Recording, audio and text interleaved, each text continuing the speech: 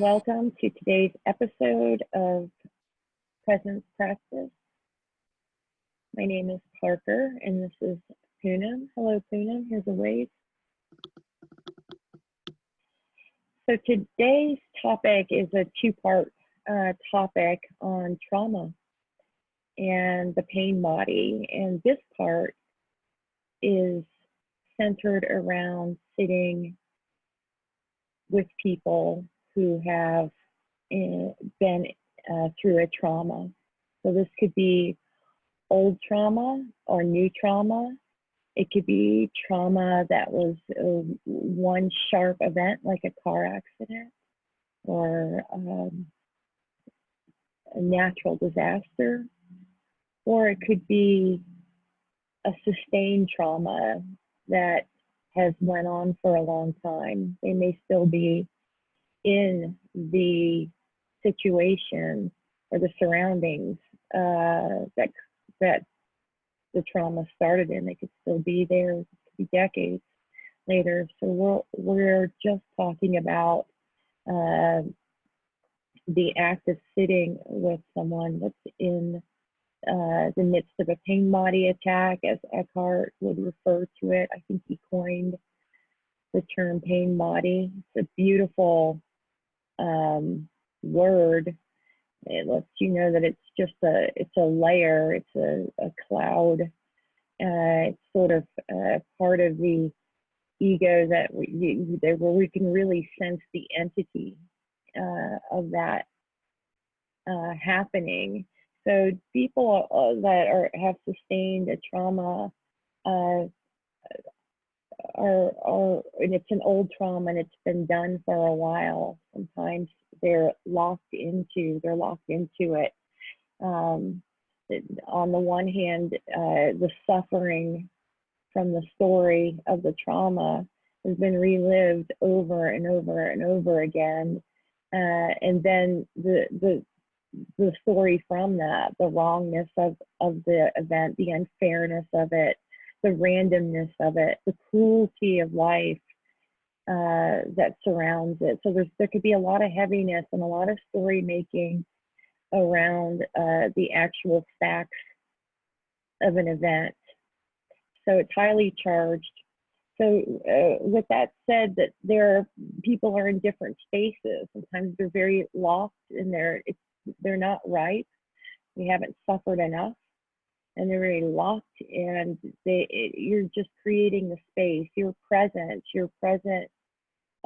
awareness, sitting still inside your body, allowing whatever energy or vibration is in the room, allowing it to pass right through us, and at the same time, not wanting it to change, allowing it to unfold as it unfolds, not trying to solve the problem or the situation, not trying to fix them, not hoping that they'll move beyond it, not offering anything but clear presence and our total attention. It's so your body can almost feel like it's vibrating, can become so present in your body, and that gift of presence just gives an extra container really it doesn't add anything. So energetically, we're always trading these thoughts, just trading the energy of our vibration and actual thoughts. I notice sometimes. Imagine if you're spinning, your mind is moving at a rapid pace, your body is in full reactivity, the trauma of the story is so apparent and is apparent to all of us, right? And you could just offer spacious awareness and sitting with them. You can enter into how that feels for them compassionately without engaging in the story and without having their emotion erupt in your body, and you can be there. So Ram Dass said something once in a documentary, not even in his books, but he said he learned to first enter into the perception and the perspective that a person that was suffering, actively suffering, to enter into that space with them and feel with our whole hearts the suffering and the manifestation of that, to understand it fully as they're seeing it. If we're not believing in it, then we're not identified with it, and we can stay within our bodies and offer that compassionate, open listening without, we're not adding anything to it. We're not having extra thoughts about their stories, making our own stories about their stories. We don't enter the insanity. We just sit like an empty bowl, like in Kim Eng's Qigong, like an empty bamboo. And it was Hafiz who said, "I am the hole in the flute that the Christ breath moves through." There's another sentence. I don't recall it. Listen to my sound. So the other option is to leave the situation. If you find that you're becoming reactive, it might be the best solution. In any situation, Eckhart says we have 3 choices: to accept the situation, change the situation, or leave the situation. In any case, we accept it and then we look at what is. I have found through sitting with my own experiences of trauma that in sitting with our own trauma, that the grace that mixes with the grief, with deep allowing, just allow it, let it all hang out. Like Eckhart says in A New Earth, be as lazy as possible, be as griefsome as, is that a word? As possible. Sink completely into it. And with a loving, tender, when we're not adding extra words to the facts of the situation, we recognize that the trauma is no longer here, that we're still carrying it. When we see the reactivity, when we have a deep realization around forgiveness, when all of these things begin to combine, then we can see the facade of these stories just crumble and fall away. And now what's left, the residual that's left in our body, that's just sitting there, right? There's just so much tender, loving, compassionate. And the quality of that grief mixed with grace is a different kind of grieving. It's not a wallowing. It's not a victim. It doesn't feel like that anymore. It just feels like something that needs to be expressed, like an animal. It's something that needs to just move through us. So if we are able to do that with ourselves, and it becomes very easy to do that with others, and to be an open, spacious, present, not dismissing anything that's happening in front of us, not dismissing their perspective or the tightness of it, but not adding anything more to the story. And that is enough. That is loving kindness. Tuna, what say you on this topic of trauma and being with it as a person?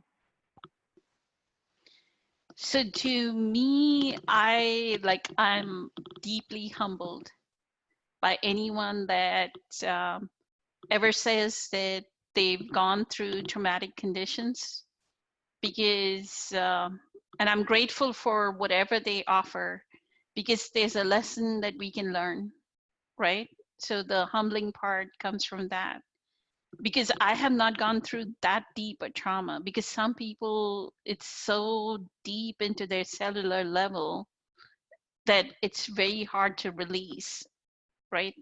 They've gone through psychotherapy, like a lot of people on the Facebook group talk about psychotherapy sessions to connect the memory, that they've lost memory of, like they remember pockets of it, right? It almost is like a broken brain. There's a brokenness to the brain now. right? That they don't remember the memory. The one thing I would say is I look at the pain body as the way Eckhart explains it, right? That our consciousness, if there is no resistance, is one. And then because of the traumatic event, some portion of that consciousness gets trapped into our body and it feels like a knot. It may be a knot in the abdomen, in the shoulder, in our thighs, in our legs, right? And that is the pain body.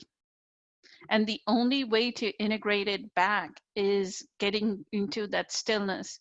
I would almost say that the most effective, the little pain body that I have had, the best effective way is to increase my movement. So go for a walk, come back and sit in meditation, and then do the inner body scan.